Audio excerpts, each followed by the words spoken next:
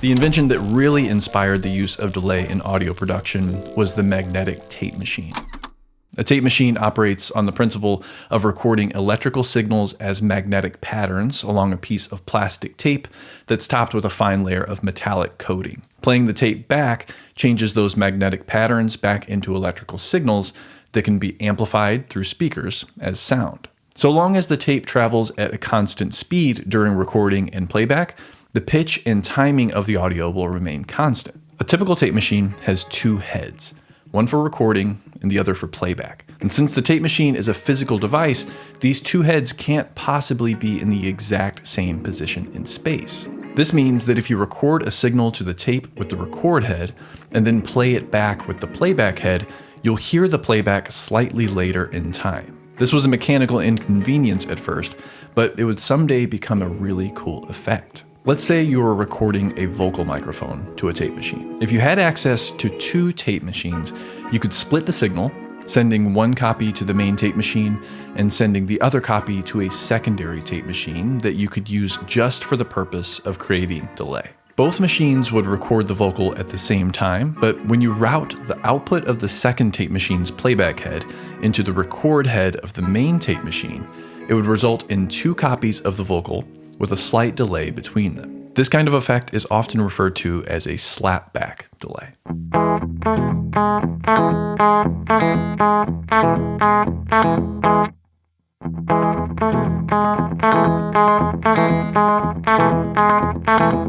Another way to use a short tape delay like this is to add pre-delay to a reverb effect, where there's a slight delay before the reverb tail begins. In this setup, you might send the signal from the secondary tape machine's playback head to a reverb chamber or other reverb unit, creating a delayed reverb. Adding pre-delay to a reverb increases the perceived size of the room because in real life, it takes longer for early reflections off of walls and ceilings to reach our ears in larger spaces. With enough pre-delay, the reverb starts to separate from the direct sound completely, making it an even more noticeable effect. We're going to get back to the video in just a moment, but first I want to mention the Mixing Essentials course by Audio University, developed to help you harness 4 essential tools: EQ, compression, delay, and reverb. This course includes over 60 lessons, and it's not just theory. You'll see practical demonstrations for how to utilize these essential tools in your mixes. And if you should have any questions along the way, as a member, you'll have access to myself and the course instructor, Professor Gabe Herman, who's been mixing professionally and teaching students for over 20 years. To get instant access to the course, become an Audio University member by using the link below this video. I'm looking forward to seeing you there. All right, now back to the video.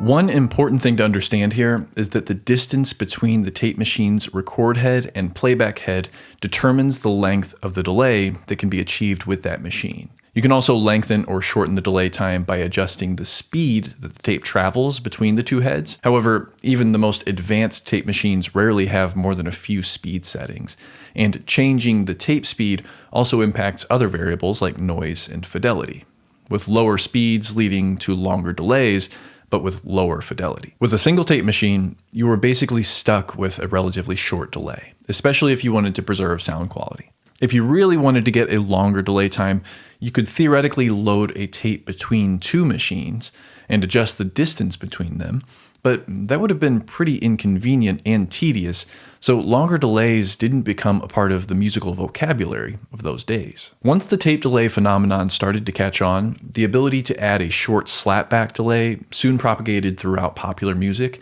and inventive audio engineers soon dreamed up new devices to help make the effect more versatile and easier to use. Pioneering guitarist Les Paul is often credited with being one of the first to popularize tape delay in the late 40s and early 50s.